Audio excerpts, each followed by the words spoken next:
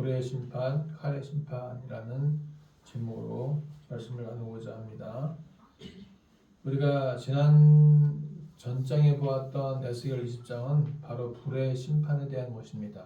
왜 하나님께서 불로 심판하셨었는가? 이스라엘 백성들이 하나님이 주신 율례와 법도를 지키지 않았다는 것이죠. 그래서 출애굽 1세대에게, 출애굽 2세대에게, 출애굽 1세대는 이제 막 애굽에 탈출했던 세대가 출애굽 1세대고요. 출애굽 2세대는 광야에서 출생한 사람들이 출애굽 2세대입니다. 그 출애굽 1세대와 2세대들이 하나님의 율례와 법도를 지키지 않았습니다. 그래서 하나님께서 불로 심판을 내리신다는 것입니다. 하나님의 분노하심은 그 누구도 막을 자가 없어요. 하나님이 화나시면 그 누구도 그 하나님의 분노를 막을 자가 없다는 것입니다. 그래서 하나님의 분노나 진노의 방법을 보시게 되면 불의 심판이 있어요. 오늘 말씀 앞장에 있는 에스겔 20장에 불의 심판이 있고요. 그 불의 심판의 내용을 보시게 되면 이렇습니다. 45절부터 읽어볼까요? 다 같이 시작. 여호와의 말씀이 또 내게 임하여 이르시되 인자야 너는 얼굴을 남으로 향하라. 남으로 향하여 소리내어 남쪽의 숲을 쳐서 예언하라. 남쪽의 숲에게 이르기를 여호와의 말씀을 들을지어다. 주 여호와께서 이같이 말씀하셨느니라. 내가 너희 가운데 불을 일으켜 모든 푸른 나무와 모든 마른 나무를 없애리니 맹렬한 불꽃이 꺼지지 아니하고 남에서 북까지 모든 얼굴이 그슬릴지라. 혈기 있는 모든 자는 나 여호와가 그 불을 일으킨 줄을 알지니 이곳 그것이 꺼지지 아니하리라 하셨다 하라 하시기로. 하나님의 그 불심판은 그 산에 있는 나무들을 태우는 심판이었습니다. 그래서 겨울에 나무가 마를 때에 불이 잘 타죠. 그래서 하나님의 그 불심판은 참 무섭다는 거죠. 그래서 하나님께서 심판을 하실 때를 보시게 되면은 도구가 몇 가지가 있는데 노아 시대 때에는 어떻게 했어요? 물로 심판하셨죠? 네, 물로 심판하셨습니다. 창세기 6장부터 8장 보시게 되면 노아에게 방주를 만들라고 하셔서 모든 남수 한 쌍씩 방주에 들어가게 하시고 노아와 그 8식구만이 방주에 들어갔습니다. 그 나머지는 모두 물에 의해서 잠기게 되었습니다. 이것이 물심판이었고요.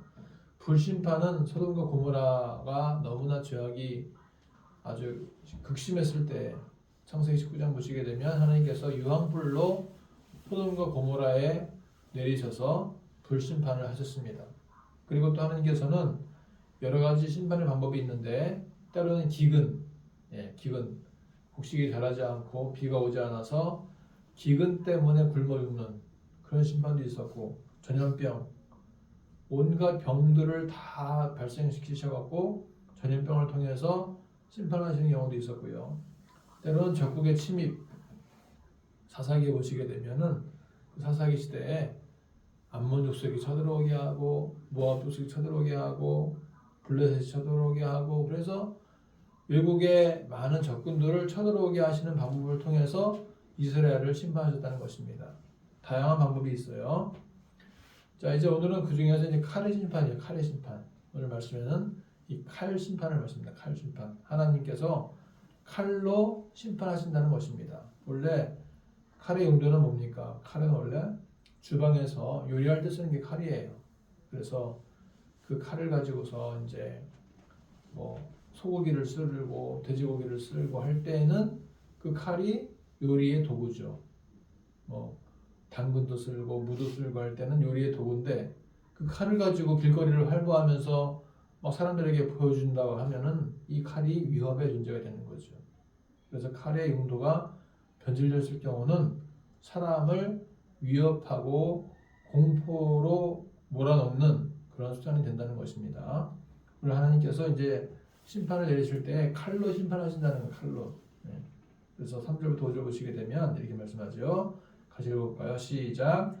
이스라엘 땅에게 이르기를 여호와의 말씀에 내가 너를 대적하여 내 칼을 칼집에서 빼어 의인과 악인을 내게서 끊을지라. 내가 의인과 악인을 내게서 끊을 터이므로 내 칼을 칼집에서 빼어 모든 육체를 남에서 북까지 치리니 모든 육체는 나 여호와가 내 칼을 칼집에서 빼는 줄을 알지라. 칼이 다시 꽂히지 아니하리라 하셨다 하라. 하나님의 칼을 칼집에서 빼어내서 그 칼을 칼집에 꽂지 않고 계속해서 칼을 휘두르시면서 이제 심판하신다는 것입니다. 칼이 칼집에 꽂히지 아니한다라고 하는 것은 뭐냐면 하나님의 심판의 완결성을 이룬다는 것입니다. 하나님의 심판을 다 이루기까지 칼을 칼집에 꽂지 않겠다는 것이에요. 그러니까 누구도 하나님의 심판의 칼에 벗어날 자가 없다는 거죠. 히브리서 4장 12절 뭐라고 되어 있어요? 하나님 말씀은 바로 이런 칼과 같은데 살아있고 운동력이 있어서 좌우에 날선 어떤 검보다도 예리하여 혼과 영과 및 관절과 골수를 찔러 쪼개기까지 하며 또 마음의 생각과 뜻을 감찰하나니 그랬어요. 하나님의 말씀의 칼이 그렇게 아주 예리하기 때문에 사람의 혼, 영, 관절, 골수를 다 찔러서 아주 이 사람의 영혼을 모든 것을 다 칼로 하나님 말씀의 칼로서 그렇게 심판할 수 있다는 것입니다. 자, 그래서 고대 사회에서는 전쟁의 주목이 칼이었어요. 그러다가 이제 중세와 근대로 넘어오면서 칼 대신에 총을 쓰게 되었다는 거죠. 칼과 총은 상대방을 넘어뜨리고 위협하는 좋은 수단이긴 합니다. 때로는 하나님의 심판의 도구가 되었다는 거죠. 근데 여호수아 15장 보시게 되면 이런 말씀이 있어요. 자, 여호수아 13절 읽어볼까요? 시작. 여호수아가 여리고에 가까이 이르렀을 때에 눈을 들어 본즉 한 사람이 칼을 빼어 손에 들고 마주서 있는지라. 여호수아가 나아가서 그에게 묻되 너는 우리를 위하느냐 우리의 적들을 위하느냐 하니. 그래서 여호수아가 이제 그 여리고성을 점령하기 바로 전에 이제 이렇게 잠깐 그 여리고성을 정탐하고 있는데 한 장군 같은 사람이 칼을 빼서 서 있는 것입니다. 그때 여호수아가 묻죠. 당신은 우리 편이요 적의 편이요? 라고 묻자 그 여호와의 군대 장관이 말하죠. 나는 하나님의 군대 장관이다 하면서 네 발에서 신을 벗으라 말씀하셨어요. 근데 그 다음 장 보시게 되면은 칼 한 번 쓰지 않고 여리고성이 무너졌어요. 하루에 한 바퀴씩 돌고 7번이나 7바퀴 돌고 해서 여리고성을 무너뜨렸습니다. 그래서 하나님은 칼을 쓰시고 심판하시는 경우도 있지만 칼 한 번 쓰지도 않고 심판하셨다는 것입니다. 자, 30절 보시게 되면 이런 말씀이 있어요. 그러나 칼을 그 칼집에 꽂을지어다. 내가 지음을 받은 곳에서 내가 출생한 땅에서 내가 너를 심판하리로다. 하나님은 말씀으로도 심판이 가능하신 분이에요. 창세기 1장 보시게 되면 빛이 있으라 말씀하시고 빛이 있었고요. 하나님께서 모든 만물을 말씀으로 창조하셨습니다. 그래서 말씀으로 심판이 가능하다는 거죠. 마태복음 25장 보시게 되면 한 달란트 받은 자가 그 달란트를 땅에 묻어 두었다가 주인한테 야단을 맞죠. 어떻게 야단을 맞습니까? 너는 밖에 나가서 슬피 울며 이를 갈미 있으리라. 왜 그것을 가지고서 땅에 묻어 두었느냐? 자꾸 개발을 하고 발전시키고 은행 가서 넣어두더라도 은행 이자를 받아들였을 텐데 왜 그렇게 그 달란트를 가지고 땅에 묻어 두었느냐 말씀하십니다. 그래서 이 달란트가 바로 이제 여러 가지 해석이 있겠지만은 자기에게 주어진 재능, 때로는 고난, 숨기고 싶은 것 다 달란트인데 그 달란트를 창피하다고 숨기고 또 때로는 너무 귀하다고 숨기고 너무나 자기만 알려고 숨기고 막 그러다 보니까 개발이 안 되는 거예요. 그래서 이제 달란트에 대한 해석이 다른 여러 가지가 있는데 여러분 재능도 달란트고요, 고난도 달란트고요, 여러분의 마음속에 갈등하는 것도 달란트가 될 수가 있다는 거죠. 그것들을 개발시키고 갈고 닦아서 사용하게 된다면 그것이 바로 하나님께서 쓰실 수도 있는 도구가 된다는 것입니다. 하나님은 이렇게 말씀으로도 천지를 창조하시는 분이고 말씀 한마디도 죽은 자를 살릴 수가 있는 분이시고 말씀 한마디도 병을 고칠 수가 있는 분이시고 그래서 말씀으로 심판이 가능하신 분이에요. 자, 그래서 하나님의 심판은 칼이 칼집에 꽂혀 있어도 가능하고요. 칼이 칼집에서 밖으로 나와 있어도 가능하신 분이라는 거죠. 오늘 말씀에서 칼이라는 말이 21번 등장해요. 오늘이 몇 장이에요? 에스겔 21장이잖아요. 21장에 칼이 몇 번 등장한다고? 21번. 희한하죠? 21장에 칼이 21번 등장한다는 거죠. 자, 그래서 하나님은 말로써도 심판이 가능하신 분이에요. 예, 말로써도. 자, 그럼 오늘 9절과 10절 한번 읽어볼까요? 다 같이 시작. 인자야 너는 예언하여 하나님 여호와의 말씀을 이같이 말하라. 칼이여 칼이여 날카롭고도 빛나도다. 그 칼이 날카로움은 죽임을 위함이요 빛남은 번개같이 되기 위함이니 우리가 즐거워하겠느냐? 내 아들의 규가 모든 나무를 없인 여기는도다. 여기 말씀 보시기에는 칼이여 칼이여 그랬죠? 9절에서 이 칼이여 칼이여라고 반복하는 것은 뭐냐면 강조하는 것입니다. 하나님의 진노의 심판을 강조하는 것이죠. 칼이여 칼이여. 그 칼이 날카롭고도 빛나도다 그랬어요. 이것은 하나님의 심판이 완전하게 준비가 되었다는 것입니다.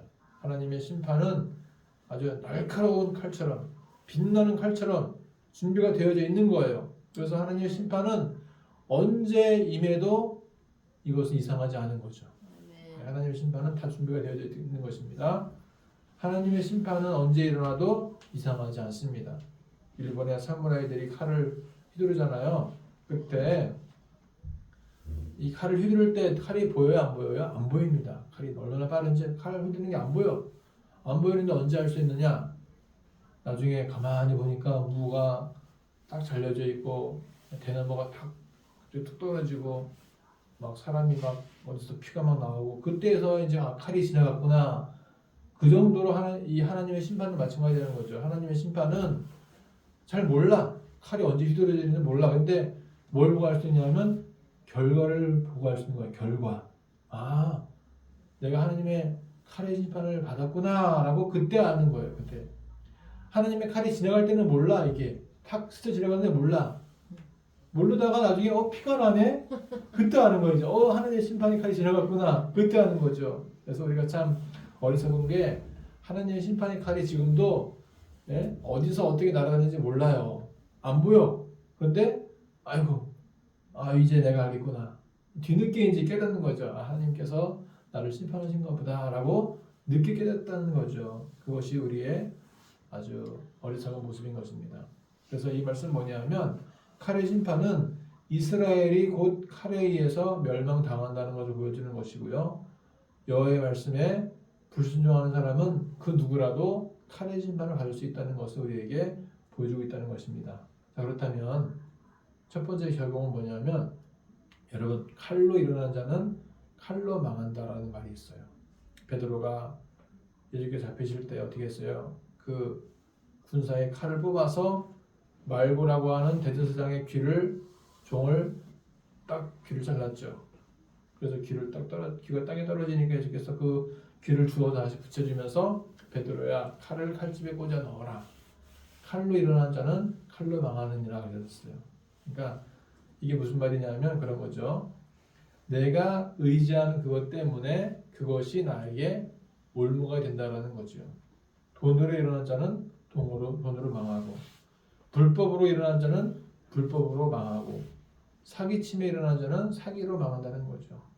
야곱을 보니까 야곱도 아버지 속였어요. 형을 속였어요. 형이 입는 가죽옷 입고 형이 붙이는 털을 자기가 붙이다가 이제 아버지 저 예수입니다. 저에게 축복하십시오라고 속이면서 축복을 받았잖아요. 그런데 자기도 멀리 라반 외삼촌 집에 가서 일을 하는데 외삼촌이 여러 번 속였어요.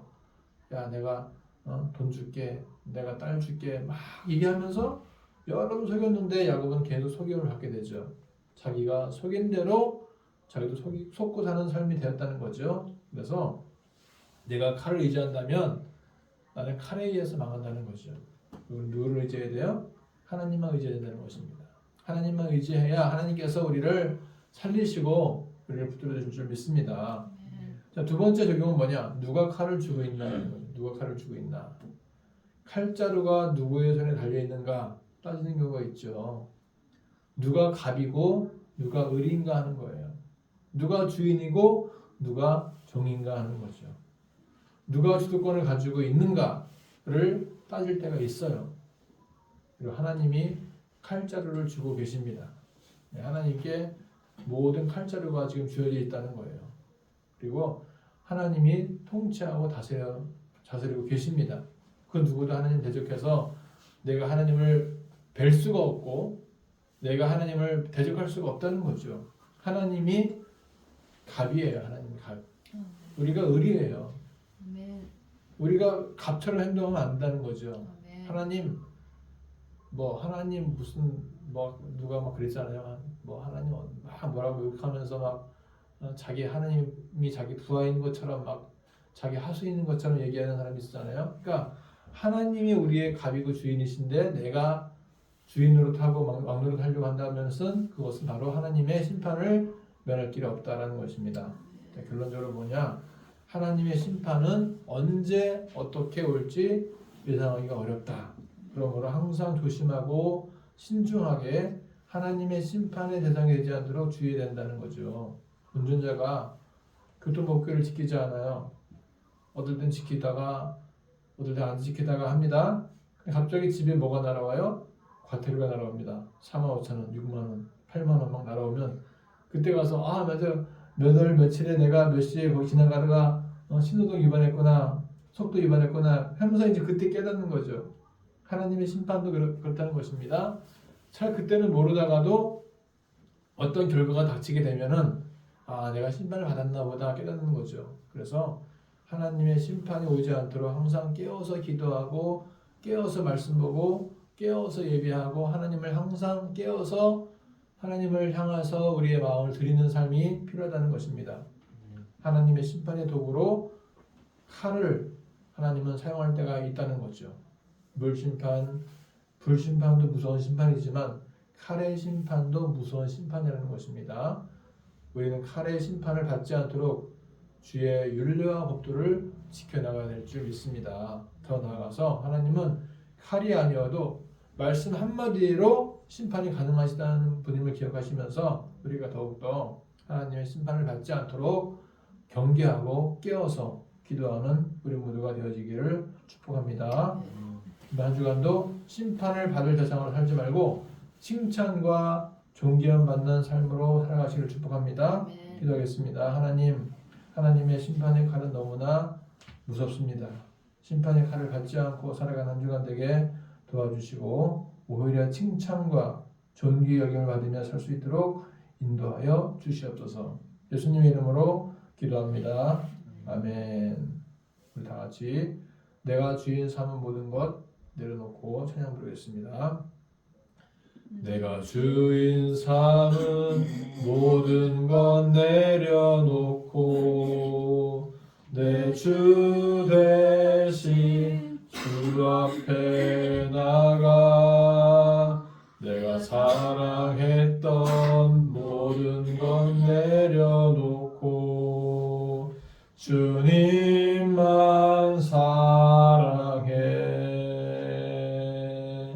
내가 주인 삼은 모든 것 내려놓고 내 주 대신 주 앞에 나가 내가 사랑했던 모든 것 내려놓고 주님만 사랑해. 주 사랑 거친 풍랑에도 깊은 바다처럼 나를 잠잠케 해. 주 사랑 내 영혼의 반석 그 사랑 위에